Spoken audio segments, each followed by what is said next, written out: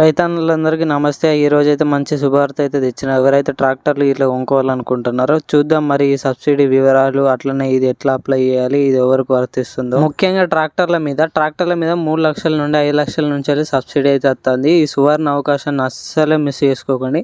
దీనికి కావాల్సిన డాక్యుమెంట్ ఎట్లా అప్లై చేసుకోవాలి, ఆన్లైన్ ఆఫ్లైన్ మొత్తం వివరాలు అయితే చెప్తా.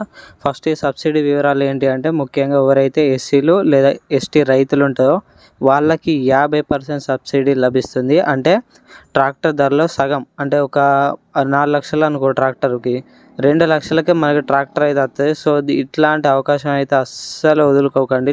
రైతన్నలు వింటారా? ఇక మిగతా వారికి జనరల్ క్యాస్ట్ వారికి మన గౌన్లు కానీ ముద్రాజు కానీ వీళ్ళకి 40 నుంచి 50% సబ్సిడీ అయితే రానుంది. మరి దీనికి ఎవరు అర్హులు, ఎలాంటి అర్హతలు ఉండాలో చెప్తా వినండి.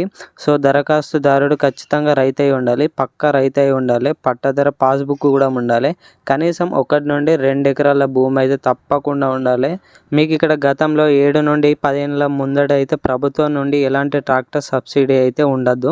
మనకి ఒకవేళ మీకు కనుక 7 నుండి 10 ఏళ్ళ కిందట మీకు సబ్సిడీ వచ్చి ఉంటే ఇది మీకోసం అయితే కాదు. మరి దీనికి కావాల్సిన పత్రాలు ఏంటి అంటే చూద్దాం. అప్లై చేసే ముందు ఏ డాక్యుమెంట్ అంటే ఈ పత్రాలు అయితే సిద్ధం చేసుకోండి. ఒకటి ఆధార్ కార్డు ఉండాలి, అది కూడా ఫోన్ నెంబర్కి లింక్ అయి ఉండాలి. అట్లనే పట్టదారు పాస్బుక్ ఉండాలి, ROB 1B పాస్బుక్ ఉండాలి, ఒకటి ఓటర్ ఐడి ఉండాలి, ఓటర్ ఐడి కార్డు ఉండాలి, బ్యాంక్ బుక్ పాస్బుక్ ఉండాలి, పాస్పోర్ట్ సైజ్ ఫోటో, మన కులం సర్టిఫికేట్ అంటే మన క్యాస్ట్ సర్టిఫికేట్ కూడా ఉండాలి. ఇప్పుడు అప్లై చేసే విధానం మొత్తం ప్రాసెస్ వివరాలు అన్నీ చెప్తా వినండి. సో మనం 2 రకాలుగా అప్లై చేయొచ్చు. ఒకటి ఆన్లైన్లో అప్లై చేయొచ్చు, ఒకటి ఆఫ్లైన్లో అప్లై చేయొచ్చు.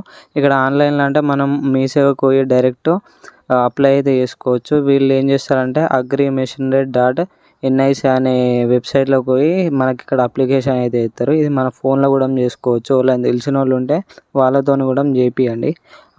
ఇంకోటి ఆఫ్లైన్ అన్నమాట. మన మండలంలోని మండల వ్యవసాయ అధికారి ఉంటాడుగా, అతని దగ్గరకు పోయి అప్లికేషన్ ఫామ్ అయితే నింపి అతనికి ఇచ్చినాం అనుకో, ఆయన మనకి అప్లై చేసి పెడతారు అన్నట్టు.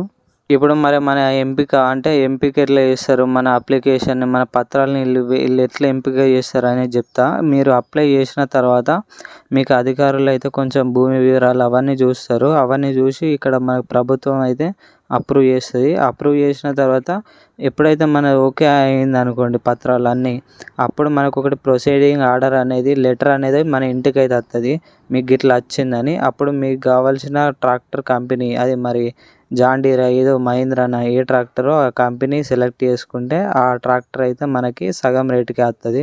ఇప్పుడు ఓకే అయిన తర్వాత మనకి సగం పైసలు అయితే మన అకౌంట్లో ఇస్తుంది డైరెక్ట్. లేదంటే ఆ అప్లికేషన్తోనే మనం కొనేటప్పుడే మనకు ఆ ట్రాక్టర్ అనేది సగం రేటుకి అయితే వస్తుంది అన్నట్టు. ఈ వీడియోని ప్రతి ఒక్క రైతుకి చేరాలని కోరుకుంటున్నా. వీడియో నచ్చితే తప్పకుండా లైక్ కొట్టండి. ఎన్నో చెత్త వీడియోలకు లైకులు కొడతారు, కానీ మన వీడియో ఇలాంటి ఉపయోగపడే వీడియోలకు అయితే లైకులు అయితే ఉండే. ప్లీజ్ లైక్ కొట్టండి, మన ఛానల్ని సబ్స్క్రైబ్ చేసుకోండి ఇలాంటి మరిన్ని మంచి ముచ్చట్ల కోసం.